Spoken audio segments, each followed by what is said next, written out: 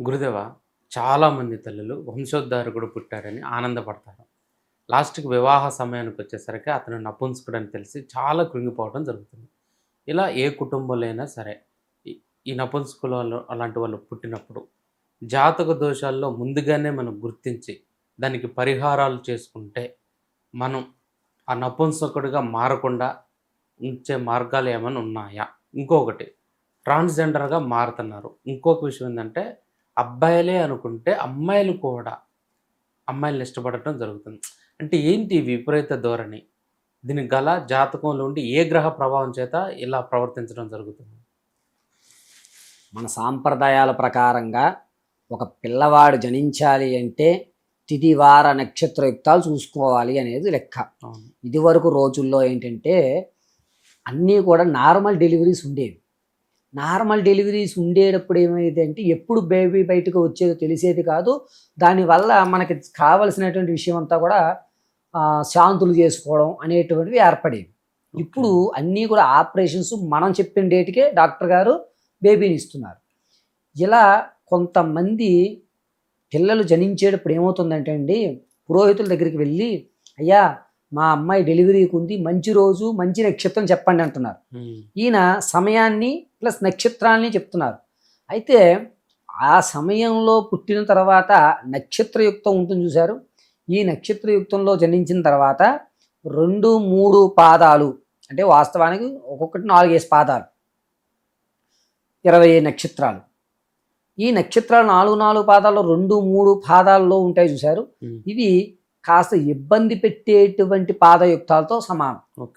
2-3 1-4 పాదాలు స్థిరత్వానికి ప్రతీక. ఇక్కడ కొన్ని నక్షత్రాలు అంటే మెయిన్గా చెప్పుకోవాలి అంటే జ్యేష్ఠ వాళ్ళు కానీ లేదా మృగశిర వాళ్ళు కానీ, కొన్ని చోట్లలో ఉత్తరాభాద్ర నక్షత్రం కానీ, ఉత్తరాషాఢ నక్షత్రం వారు కానీ, పూర్వాషాఢ నక్షత్రంలో ఉన్నటువంటి వారు కొంత యుక్త వయసుకు వచ్చేసరికి మనం చేసేటువంటి దానాలు సరిగ్గా చెయ్యక, అంటే ఇప్పుడు శాంతి పడింది అనుకోండి, కేజింపావు కందులు దానం చేయండి అని చెప్తాం. ఇక్కడ కరెక్ట్గా మన శాస్త్రం ఏం చెప్పిందంటే దానము అంటే కందులు, పెసలు, మినుములు ఇలాగే చెప్పిందండి. పెసరపప్పు, కందిపప్పు, మినపప్పు చెప్పలా. అంటే బద్దలు కొట్టద్దు. ఎప్పుడైతే మిమ్మల్ని శాంతి చెప్పినప్పుడు దానం చేయండి అన్నప్పుడు అది పూర్తిగా ఉండాలి. యా ఫలనీర్యా అఫల ఆ పుష్ప యాస పుష్పనేహి అలా పూర్తిగా ఫలితం ఉండాలి. ఇది లేకుండా ఏం చేస్తున్నారంటే కందులు బదులు కందిపప్పు అడుగుతున్నారు. అంటే బద్ద కొట్టేశారు. దీనివల్ల పూర్తి శాంతి అయినట్టు ఉండదు. ఆ దోషం పిల్లవాళ్ళకి ఏంటంటే ఈ మధ్యలో ఉంటుంది కదండి విత్తనం. ఎప్పుడు కూడా ఒక సీడ్ ఉంది అంటే మధ్యలో ఉంటుంది విత్తనం. ఈ అంగం కూడా అంతే, యోని స్థానము మధ్యలోనే ఉంటుంది. దీన్ని ఎప్పుడైతే మీరు బ్రేక్ చేశారో దానివల్ల నపుంసకం అయ్యేటువంటి అవకాశం ఎక్కువ కనబడుతుంది. నేను శాంతి చేసేసాను, గురుగారు శాంతి చేయమన్నారు, కేజీ కందులు ఇమ్మన్నారు, నేను 3 కేజీలు కందులు ఇచ్చేసి కందిపప్పు ఇచ్చేసాను అంటాడు.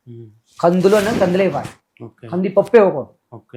ఇక రెండోది, మనం పూజలో చేస్తున్నప్పుడు గంట ఉంటుంది చూసారా, ఆ గంట కింద ఊగేటువంటి ఉంటుంది చూసారు, అది ప్రతీక. కాబట్టి దాన్ని నేరుగా నేల మీద పెట్టకూడదు. పూజా మందిరంలో గంట నేరుగా పెడితే వంశోద్ధార కాకుండా నకంపుసం అయ్యి సంసారానికి పనికిరాడు అబ్బాయి. అది ఎప్పుడు కూడా ఒక ప్లేట్లో కానీ, ఒక పేపర్ మీద కానీ, లేదంటే కనుక ఒక తవలపాకు మీద కానీ గంట ఉండాలి. గంట ఇప్పుడు డైరెక్ట్గా నేల మీద ఉండకూడదు. అందుకోసమే మనం ఏం చేస్తాం, కూర్చునేటప్పుడు ఆసనం వేసుకుంటాం. మన శక్తి కిందకి క్షీణించకుండా దర్భాసనం మీద కూర్చోండి అని చెప్తారు. కింద పూజ కింద కూర్చోకు ఏదైనా వేసుకుంటారు. ఇలా ఈ గంటని అనేటువంటిది ఇలా పట్టుకుంటారు. గంట వాసన ఇలా కొట్టేటప్పుడు ఇలా ఇలా కొట్టాలండి. అంటే ఈ బొట్టన వేలు పైకి లేవాలి. ఇలా లేచడం అంటే మనం జయకేతనం అని, పని అయిపోయిందంటే గుడ్ అంటారు. ఇలా ఇలా విజయానికి చిహ్నంగా. అప్పుడు గంట కొట్టేటప్పుడు ఇలాగే కొట్టాలి. ఇది చిహ్నం. కాబట్టి మన వంశం నిలబడాలి. ఇది కింద పెట్టడం వల్ల ఇది కాదు. ఇక మీరు అడిగినటువంటి రెండవది, ఆడవారు మగవారి కింద, మగవారు ఆడవారి కింద ఈ కోయబందులో జరుగుతున్న కారణం ఏంటి అంటే, జనించిన తర్వాత గ్రహణ సమయాల్లో కొన్ని నక్షత్రాలకి వ్యవస్థలు మారుతాయి. అంటే కేతువు మారడం, ఆ నక్షత్రయుక్తంలో మారిన కేతువు వల్ల తన శరీర ఆకృతులు మారుతూ ఉంటాయి. దీనికి కారణం ఏమిటంటే మనం నిత్యము దేవతారాధన చేసేటప్పుడు ఆడవారు పుష్పాలు పెట్టాలి, మగవారు దీపార్చన చేయాలి అని లెక్క. కానీ కొన్ని చోట్ల ఏమిటంటే మన మనసు మన మైండ్ రెండూ కూడా చంద్రుడు నీచంలో ఉన్న, కేతువు మూల త్రికోణంలో ఉన్న జాతక చక్రంలో మనసు మారిపోయి మాట కూడా వాయిస్ కూడా చేంజ్ అయ్యి ఆడవారి మీద మగవారి మీద అసహ్యం మగవాడికి కలిగి ఆడవారిలా మారిపోవాలి నేను అనేటువంటి కుతూహలానికి వస్తుంటారు. చంద్రదశ ఎప్పుడైతే నీచయుక్తంతోనూ కేతువు మూల త్రికోణము నీచంలోనూ ఉన్నప్పుడు ఇలా జరిగేటువంటి అవకాశాలు ఉంటాయి. ఇవి అందరికీ జరుగుతాయా గురువుగారు అంటే అందరికీ జరగవు. కొన్ని నక్షత్రయుక్తాల వాళ్ళకి పూర్వ హిత కర్మను అనుసరించి కూడా జరుగుతాయి. ఇప్పుడు మనం ఎవరినో ఒక ఆడవారిని ఇబ్బంది పెట్టామనుకోండి, అక్కడ శాపగ్రస్తంతో ఏడ్చి ఆ ఆడావిడి ఎప్పుడైనా సరే మనం ఎవరినైనా ఇబ్బంది పెట్టినప్పుడు దుమ్మెత్తి పోయడం అంటారు. ఇలా దుమ్మెత్తి పోసేస్తే ఇబ్బంది ఏముండదు. దుమ్మెత్తి పోస్తున్నప్పుడు కాస్త నీళ్లు కూడా పోస్తారు కొంతమంది. అలా నీళ్లు పోస్తే వంశమును ఆడవారు మగవారికి మారిపోవడం, లేదా ఆడవాళ్ళ మీద ఆడవాళ్ళకి ఇష్టం పెరుగుద్ది, మగవాడితో ఉండరు. ఒక ఆడవాడి ఇంకొక ఆడవాడిని ఇష్టపడుతుంది. ఇటువంటివన్నీ కూడా వ్యవస్థలోకి వస్తాయి. ఎందుకు మన పూర్వీకులంతా కూడా నీళ్లు ఎందుకు ఉపయోగించేవారంటే నీళ్ళని పట్టుకోలేం, గాలిని పట్టుకోలేం, నిప్పుని పట్టుకోలేం, ఆకాశాన్ని పట్టుకోలేం, భూమిని పట్టుకోలేం. పట్టుకోకుండా ఉండేది అదే. నీళ్ళు వేసి జిమ్మేశారనుకోండి, మొహం మీదకి వెళ్ళిపోయిన తర్వాత అది మన స్కిన్ లోపల చిన్న చిన్న హోల్స్ లోపలికి వెళ్ళిపోద్ది. శాపం మూలమంత్ర బలం ఆ నీటిలో ఉంటుంది. అందుకని పూర్వం ఋషులు కమండలం పట్టుకుని ఇలా నెట్టిస్తూని కొట్టేవారు. ఎందుకంటే ఆ నీటిలో మూలమంత్ర జపం చేసి మన శరీరంలోకి నేరుగా ఇంజెక్ట్ చేయడము అని అర్థం. ఇలాగా ఆడవారు మనం చేసినట్టు కొంతమంది ఏంటంటే ఫైనాన్స్ తిప్పుతారు సార్, అన్యాయంగానో తీసుకున్నాడు అనుకో, ఈ ఆడవాడు దుమ్మెత్తి కోసం దుమ్మెత్తి ఇలా పోసేసి వెంటనే నీళ్లు కానీ కాండ్రించి ఉమ్ముతారు. ఎలా కానీ చేస్తే ఏమవుతుంది అంటే మన వంశంలోని మగవారు మగవారితోటే సెక్స్ చేయడము, ఆడవారు ఆడవారితోటే ఉండడం అనేటువంటి వ్యవస్థ ఇక్కడ అర్ధనారీశ్వర అనుగ్రహం కలుగుతుంది. ఎందుకంటే దుమ్ము వేడిగా ఉంటుంది. పార్వతీదేవి పరమశివుడు ఇరువురికి కూడా శుభన్యాసం కలగలగా ఈయన ఏమన్నాడు, అమ్మా నీ గర్భంలోకి నేను జనించలేను, కేవలము శివుడికి మాత్రమే నేను కొడుకునవుతాను అని చెప్పి వరం. సుబ్రహ్మణ్య స్వామి పుట్టక ముందు సుబ్రహ్మణ్యం వైభవం చూస్తే మీకు తెలుస్తుంది. ఈశ్వరుడికే నువ్వు పుడితే మరి నాకే ఎలా పుట్టకుండా ఎలా ఉంటావు, నువ్వు నాకు కొడుకుని అవ్వాలి కదా అని చెప్పి అమ్మవారు కోపేద్రుకులై అందరినీ శపించింది. ఎవరిని? ముక్కోటి దేవతలు అంటారు. దేవతల పిల్లలు లేరు, ఎందుకు లేరంటే అమ్మవారు శాపం ఇచ్చింది. నా కొడుకు కాకుండా ఈశ్వరుడు యొక్క స్కలనం నుంచే పుట్టాడు సుబ్రహ్మణ్య స్వామి కాబట్టి ఈ విషయాన్ని మీరు అందరూ దాచారు. అంటే ఫస్ట్ నీళ్ళల్లో వదలడం, తర్వాత అగ్నిలో వదలడం, ఇవన్నీ తెలుసు కదా. ఇలా చేసినప్పుడు అమ్మవారు శపించింది, మీకు ఎవరికి సంతానం కలగదు అని. అమ్మవారి శాపం వల్ల దేవతలకి ముక్కోటి దేవతల పైన ఎవరు ఉంటారు, పిల్లలు పుట్టరు, నెక్స్ట్ జనరేషన్ ఉండదు. అలాగా ఈ దుమ్ము అనేది వేడిగా ఉంటుంది. ఎప్పుడైతే కాంటి నుంచి ఉమ్మడం నీళ్లు పోయడం అనేటువంటిది గంగాయుక్తంతో సమానం.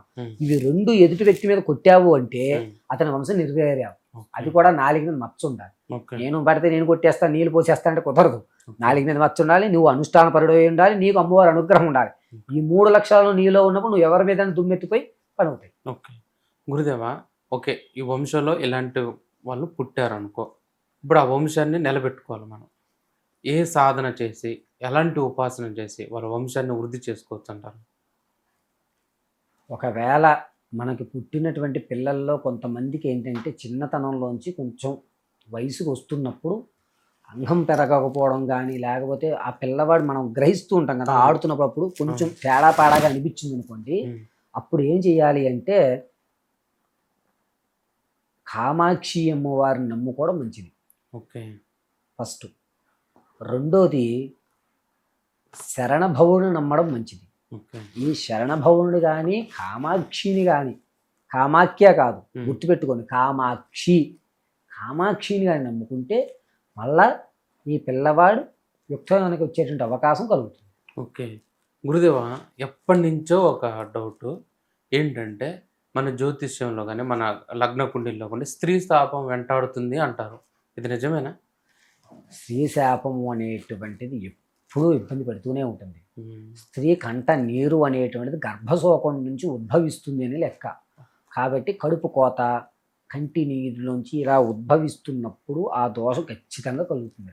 ఓకే. ఎవరైనా సరే తెలిసి గాని, తెలియక గాని స్త్రీని ఇబ్బంది పెట్టి వాళ్ళ కంటి నీరుకి కారణం అయితే మనకు ఏమైనా పరిహారాలు చేసుకోవచ్చా? లేకపోతే ఆమెనే ఎళ్లి డైరెక్ట్‌గా క్షమాపణ కోరాల్సి ఉంటుందా? ఆవిడ లేకపోతే మరి ఇప్పుడు మీరు ఎవరో ఒక ఆడావిడి వల్ల ఒక ఆడావిడిని మనం ఇబ్బంది పెట్టాం, మనం రియలైజ్ అయ్యాం, రియలైజ్ అయ్యేసరికి ఆవిడ లేదు, అప్పుడు మరి అప్పుడు దీనికోసం అని చెప్పి మనం ఏంటంటే ఏ దోషం చేశారనేది ముందు తెలియాలి.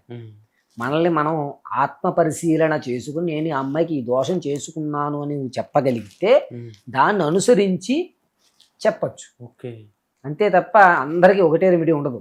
ఓకే. పారాసిటమాల్ అన్నిటికీ ఒకటే, కానీ టైఫాయిడ్ వచ్చినోడికి పారాసిటమాల్ మోతాదు ఎక్కువ ఇస్తాం, ఓకే. నార్మల్గా జ్వరం వచ్చినోడికి పారాసిటమాల్ తక్కువ ఇస్తాం. కానీ పారాసిటమాలే జ్వరం హెచ్చు తగ్గులను బట్టి మారుతుంది, దాంతోపాటు కాంబినేషన్ ఇస్తారు కదా. అలాగే ఇక్కడేమవుతుందంటే నువ్వు చేసినటువంటి దోషం అది శారీరకంగా చేసావా, ఆర్థికంగా చేసావా, లేకపోతే ఈ అమ్మాయిని ఉపయోగించుకుని ఇంకొక అమ్మాయిని ట్రాప్ చేయడానికి చేసావా, లేకపోతే ఈ అమ్మాయిని నువ్వు పూర్తిగా మోసం చేసేసి నువ్వు ఎదిగేసావా, ఇటువంటి వేదాభ్రాలు బట్టి పరిష్కారాలు ఉంటాయి. ఇదే విధంగా మన కుడి చేయి ఎంత ప్రధానమో ఎడం చేయి కూడా అంతే ప్రధానం. ఇదే విధంగా ఆడవాళ్ళు కూడా మగవాళ్ళని మోసం చేసిన వాళ్ళు ఉంటారు. అటువంటి వారికి శాపం తరగదా గురువు గారు అని కామెంట్లో కూడా క్వశ్చన్స్ వస్తుంటాయి. అటువంటి వాటికి కూడా వ్యవస్థ ఉందండి.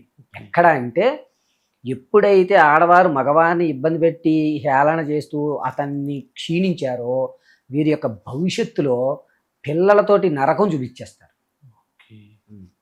ఇది కూడా ఉంది. మన శాస్త్రం భార్య ఎలా ఉండాలో చెప్పినప్పుడు భర్త కూడా ఎలా ఉండాలో చెప్పింది. స్త్రీ దోషం చేస్తే ఎన్ని శాపాలు కలుగుతాయి, పురుష దోషం చేసినా అన్ని శాపాలు కలుగుతాయి. నీకు దెబ్బ తగిలిన అమ్మ అంటారు, ఆడవారి దెబ్బ తగిలిన అమ్మానే అంటారు, అబ్బా అని అంటారండి. రెండిటికి ఈక్వలేషన్ మన సనాతన ధర్మంలోనే ఉంటుంది. గురుదేవ చాలా చక్కగా చెప్పారు గురుదేవ. పరమేశ్వర అర్పణమస్తు.